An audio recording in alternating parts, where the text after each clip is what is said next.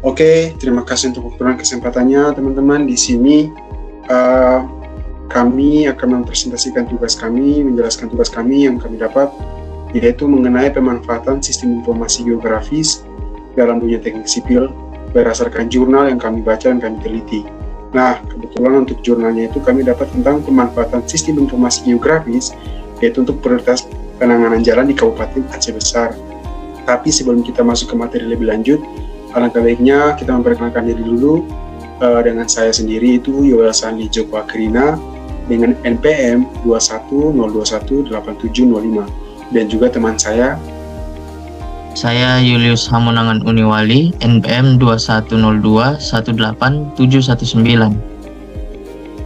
Oke, mungkin untuk masuk ke materinya bisa dijelaskan langsung terlebih dahulu oleh teman saya. Dipersilakan. Baik, yang pertama, pemanfaatan sistem informasi geografis untuk prioritas penanganan jalan di Kabupaten Aceh Besar. Penelitian ini bertujuan untuk menentukan urutan prioritas penanganan jalan di Kabupaten Aceh Besar menggunakan sistem informasi geografis atau yang disingkat dengan SIG. Metode yang digunakan adalah berdasarkan SK nomor 77/DB/DB/1990 Dirjen Bina Marga, dengan mempertimbangkan faktor lalu lintas harian rata-rata atau LHR dan nilai Net Present Value atau NPV. Hasil penelitian ini menghasilkan basis data SIG yang berisikan inventarisasi jaringan jalan kabupaten dan informasi prioritas penanganan jalan. Next. Berikut adalah latar belakang penelitian. Pertumbuhan ekonomi Kabupaten Aceh Besar masih belum optimal. Salah satunya disebabkan oleh banyaknya daerah yang tidak mendapatkan penanganan jalan yang memadai. Permasalahan utama adalah belum adanya metode untuk menentukan prioritas usulan kegiatan penanganan jalan.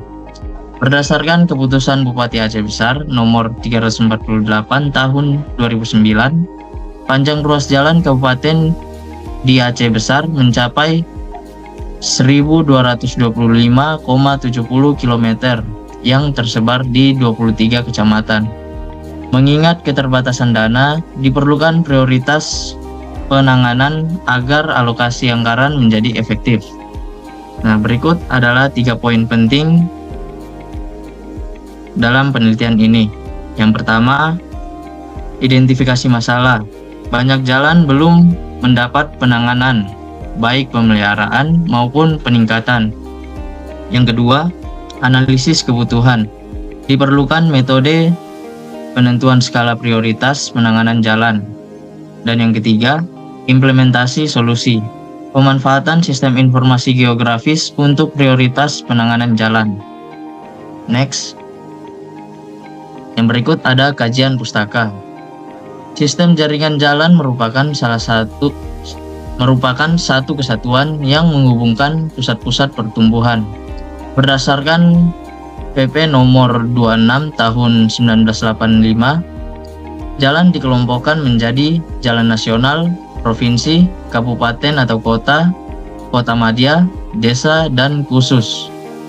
Kanun Kabupaten Aceh Besar nomor 4 tahun 2013 mengklasifikasikan jalan menjadi arteri primer, kolektor primer, atau K1, K2, dan K4, lokal dan lingkungan. Penelitian ini berfokus pada jalan kolektor primer K4 dengan status jalan kabupaten. Jalan nasional, jalan utama yang menghubungkan antar provinsi. Jalan provinsi merupakan jalan yang menghubungkan antar kabupaten kota dalam provinsi. Sementara jalan kabupaten yaitu jalan lokal dalam sistem jaringan jalan primer yang menghubungkan ibu kota kabupaten dengan ibu kota kecamatan. Ada juga jalan desa, jalan umum yang menghubungkan kawasan dan atau antar permukiman di dalam desa. Next. Yang berikut ada metode penelitian. Penelitian dilakukan pada 6 ruas jalan kolektor primer atau K4 di Kabupaten Aceh Besar. Metode analisis untuk penentuan prioritas menggunakan SK nomor 77-KPTS-DB-1990 Dirjen Bina Marga. Dengan mempertimbangkan LHR, kondisi existing perkerasan, usulan perkerasan, dan biaya penanganan per kilometer, nilai NPV per kilometer dihitung sebagai selisih manfaat lalu lintas dan biaya penanganan. Proyek dianggap layak jika NPV per kilometer positif. Analisis SIG dilakukan menggunakan ArcGIS untuk mengintegrasikan data spasial dan atribut. Langkah-langkahnya yaitu yang pertama pengumpulan data, LHR, kondisi jalan, biaya penanganan, dan yang kedua analisis PV per kilometer, perhitungan manfaat dan biaya, dan yang ketiga penentuan prioritas, rankingan berdasarkan NPV per kilometer, dan yang keempat visualisasi SIG, pembuatan peta prioritas. Next. Berikut adalah aplikasi SIG dalam pengelolaan infrastruktur jalan.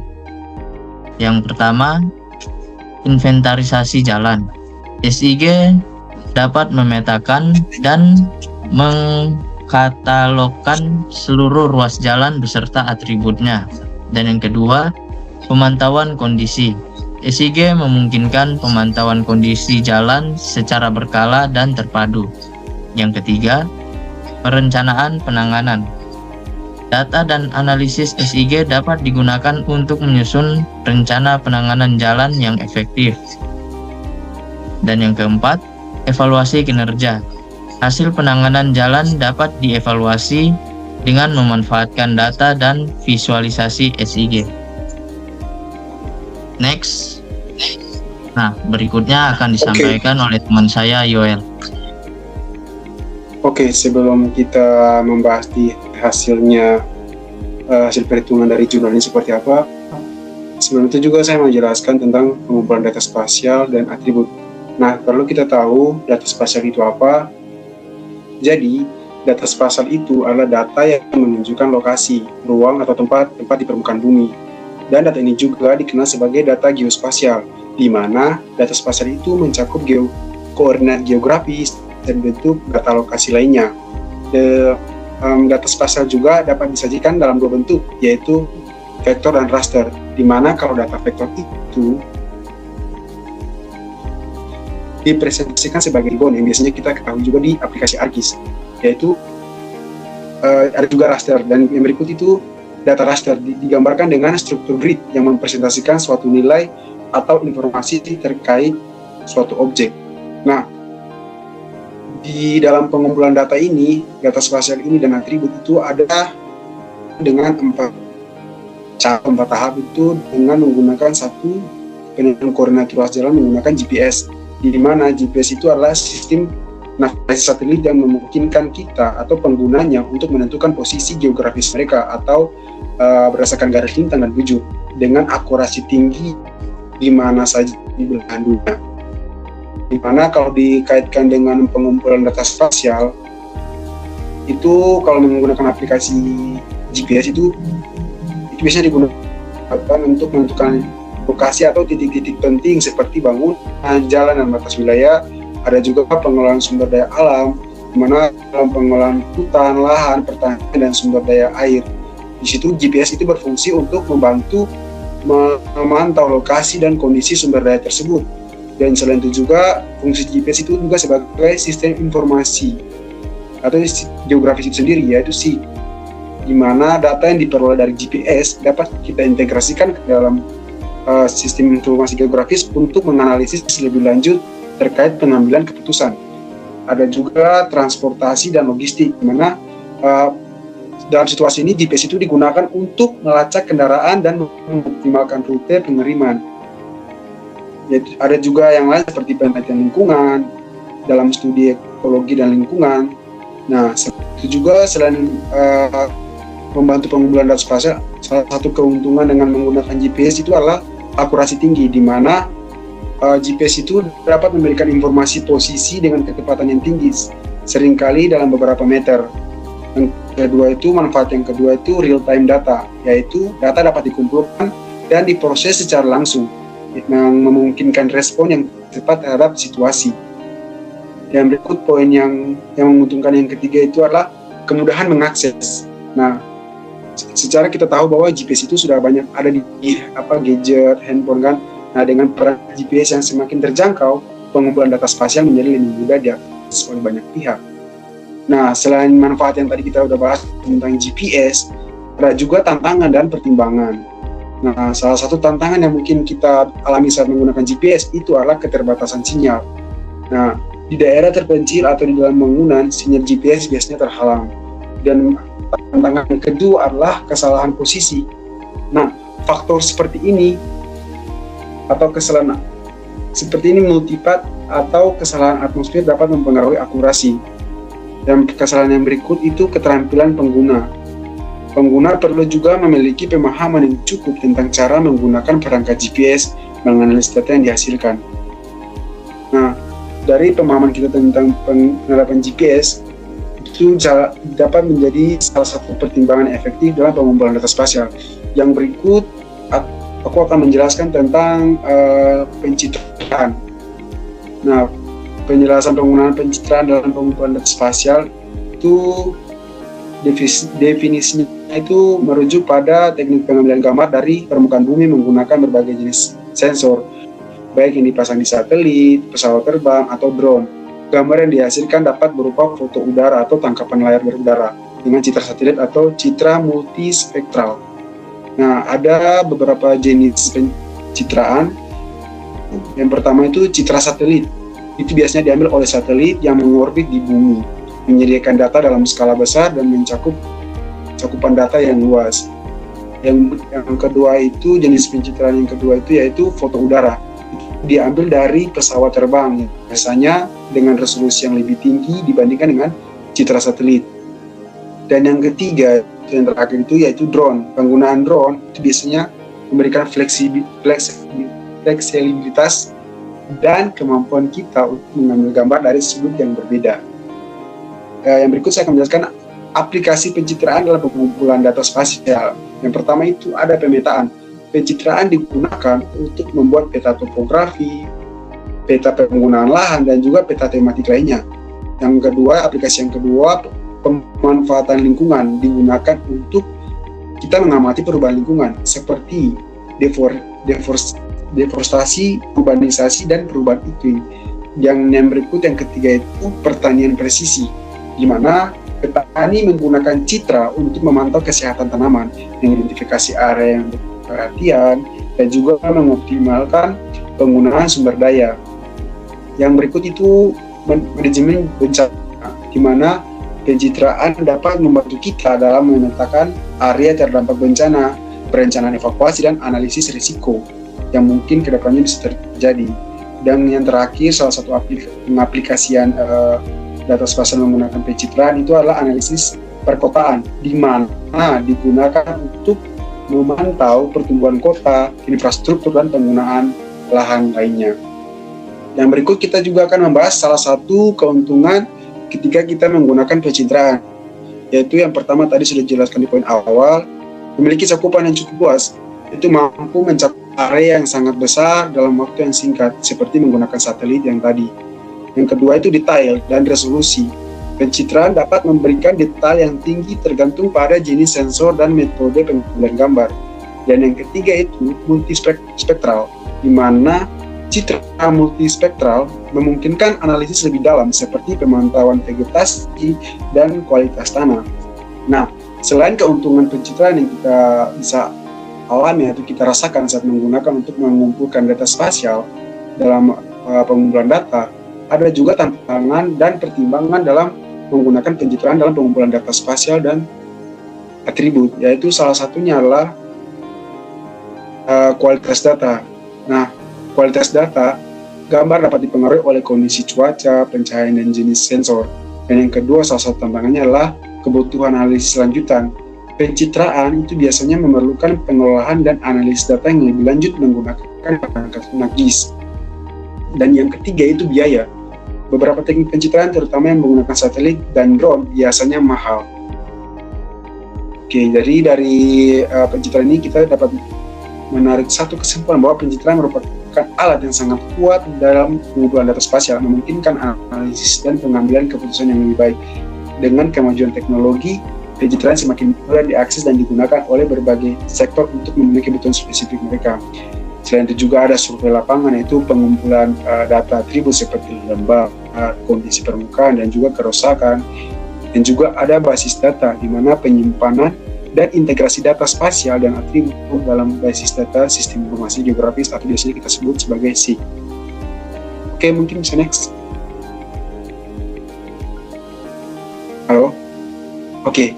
Nah, setelah kita tadi membahas secara umum tentang penggunaan sistem informasi geografi dalam pengumpulan data terkhusus untuk jalan, ini kita kembali lagi ke topik yang akan kita bahas, yaitu terkait jurnal yang kita teliti, yaitu hasil analisis prioritas penanganan jalan, di mana hasil perhitungan menunjukkan bahwa NPV per kilometer terbesar terdapat ruas jalan ATU sampai Montasi, Indrapuri, Lampaku dengan nilai itu 500.710 NPV per kilometer.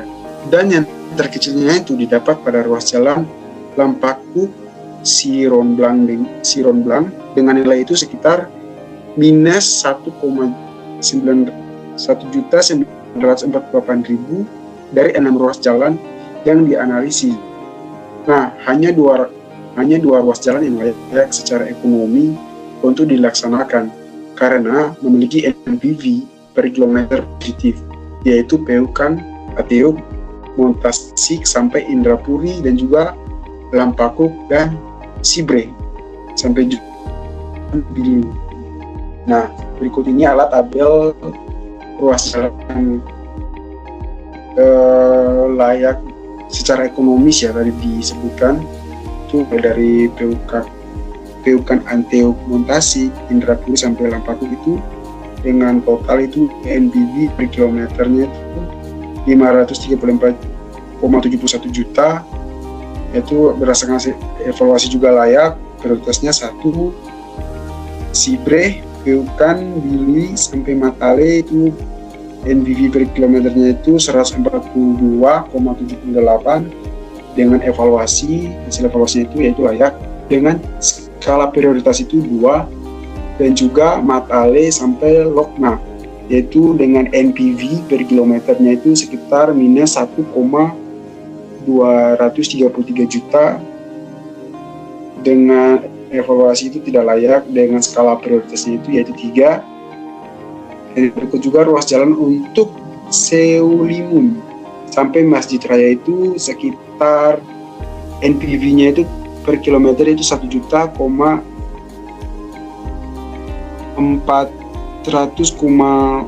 itu dengan skala evaluasinya itu tidak layak. Skala prioritasnya itu 4. Kota Janto, Indrapuri itu NPV per kilometer itu 1,925 dengan evaluasi tidak layak juga. Prioritas 5. Dan juga untuk ruas jalan Lampakuk sampai Siron Blanc itu NPV per kilometernya itu sekitar minus 1,948 juta dengan skala evaluasinya itu tidak layak, dan juga hasilnya prioritas itu 6. Oke, boleh next slide.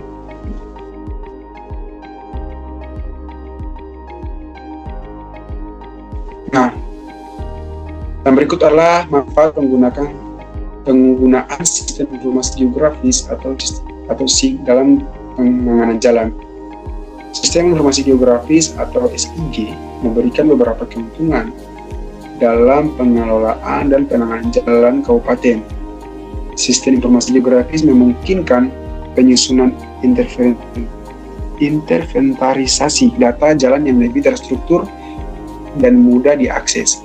Nah, sistem ini mempermudah dan juga mempercepat dalam memberikan informasi secara cepat, tepat, dan akurat. Selain itu juga sistem informasi geografi juga memudahkan pemantauan, monitoring, dan juga evaluasi kegiatan penanganan jalan. Di mana pada evaluasi penanganan jalan atau kegiatan ini ada 4 tahap ya, yaitu ada inventarisasi data, yaitu penyimpanan dan pengolahan data ya, jalan yang terstruktur. Ada juga analisis cepat, di mana pemrosesan data dan penentuan prioritas yang lebih efisien. Dan juga itu adalah pemantauan real time, di mana monitoring kondisi jalan dan progres penanganan. Dan berikut itu ada pelaporan, di mana generasi laporan dan visualisasi data yang dipermudah. Oke, mungkin boleh next. Nah, dari hasil analisis yang kita lakukan, maka dapat ditarik suatu kesimpulan bahwa penelitian ini berhasil menyusun inventarisasi data jalan kabupaten, status jalan kolektor primer atau K4, berbasis sistem informasi geografis atau SIG, dan hasil evaluasi ini menunjukkan hanya dari 6 ruas jalan yang layak secara ekonomi untuk dilaksanakan, di mana sistem informasi geografis ini terbukti mempermudah dan mempercepat dalam memberikan informasi secara tepat dan juga akurat, serta memudahkan pemantauan, monitoring, dan evaluasi kegiatan, serta salah satu keunggulan sistem informasi geografis tawarkan yaitu pembaruan data yang memungkinkan informasi dalam kabupaten selalu up to date dan mudah dicetak dalam bentuk peta, di mana inventaris data itu tersusunnya basis data jalan kabupaten yang komprehensif dan juga terstruktur,